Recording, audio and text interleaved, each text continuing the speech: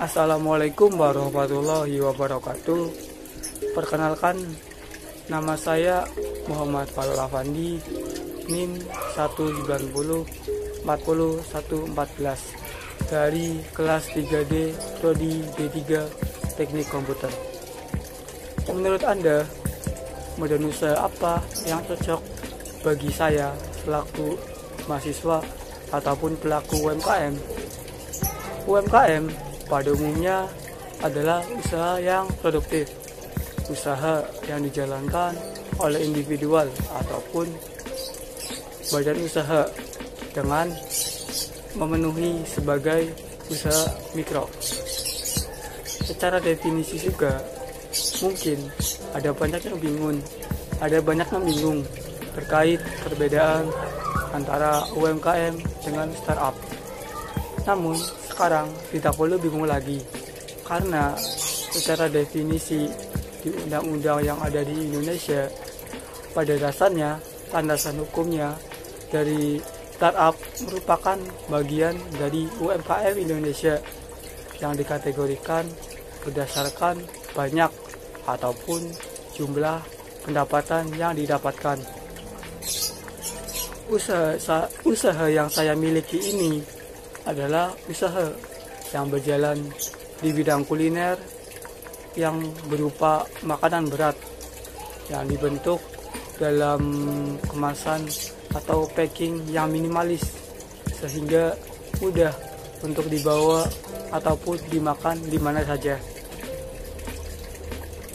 Usaha ini saya dirikan sendiri atas keinginan dan kemauan saya, dan juga sebagai tuntutan hidup. Usaha yang saya buat ini masih tergolong usaha yang kecil.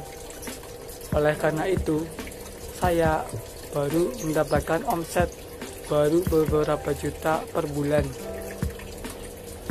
Untuk mencari keuntungan yang besar, supaya usaha saya bisa berkembang lagi, fokus utama saya adalah mengejar pemasukan ataupun omset dengan cara meningkatkan kualitas makanan, pelayanan, dan pemasaran secara online. Untuk itu, badan usaha CV adalah pilihan yang terbaik bagi saya karena biaya untuk legalitas dan pendirian CV cenderung terjangkau dibanding dengan pendirian PT ataupun PMA. Hal ini disebabkan kepengurusan dokumen yang tidak terlalu rumit dan tidak memerlukan banyak pengesahan khusus. Ini bisa jadi merupakan hal yang terbaik untuk usaha-usaha kecil ataupun rintisan yang baru akan membuat suatu badan usaha. Keuntungan lain dari mendirikan bisnis dengan menggunakan CV untuk usaha saya adalah permodalan yang cenderung terjangkau. Yang dimaksud dengan keterjangkauan permodalan CV adalah tidak seperti badan usaha yang lainnya. CV tidak memerlukan modal minimal karena ketiadaan kepemilikan saham. Selain itu, penyetoran modal minimal adalah sesuai dengan kesepakatan dari sekutu persero aktif ataupun sekutu persero pasif dengan menggunakan perjanjian khusus di antara kedua belah pihak saja.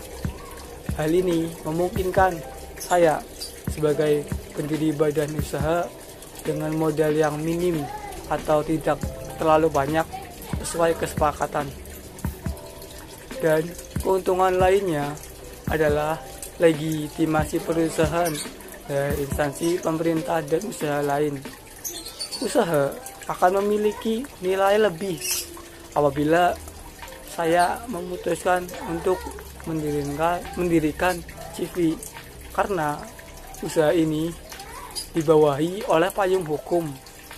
Semua kegiatan dan anggaran dasar perusahaan saya sudah dilegalkan sesuai dengan ketentuan UU PT nomor 40 2007. Hal ini berarti bahwa usaha dan kegiatan yang dilakukan saya akan diakui oleh negara. Selain itu, usaha saya akan memiliki nama dan mempermudah saya dalam melakukan transaksi bisnis. Tidak hanya itu, usaha saya memiliki kesempatan untuk mengikuti tender yang sesuai dengan usaha yang saya jalankan. Untuk syarat pendirian CV sebenarnya tidak begitu sulit. Yang pertama, membuat akta pendirian CV.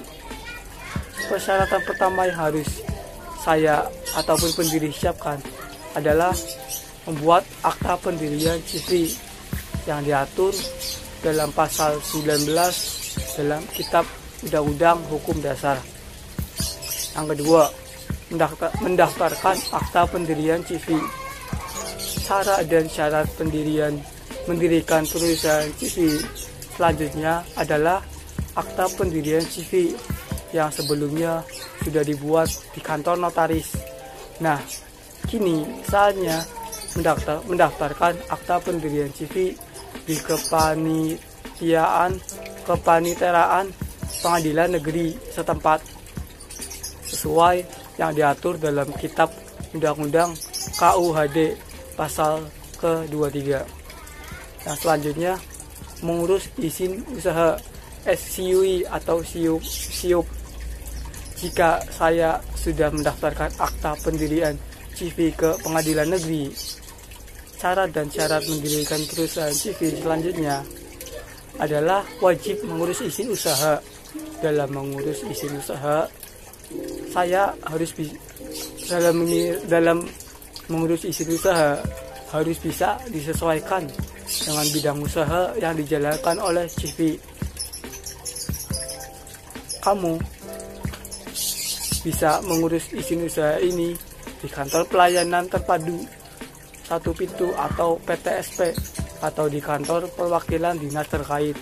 Misalnya, jika saya memiliki CV di bidang perdagangan, maka saya perlu memiliki surat izin untuk perusahaan atau SIUP.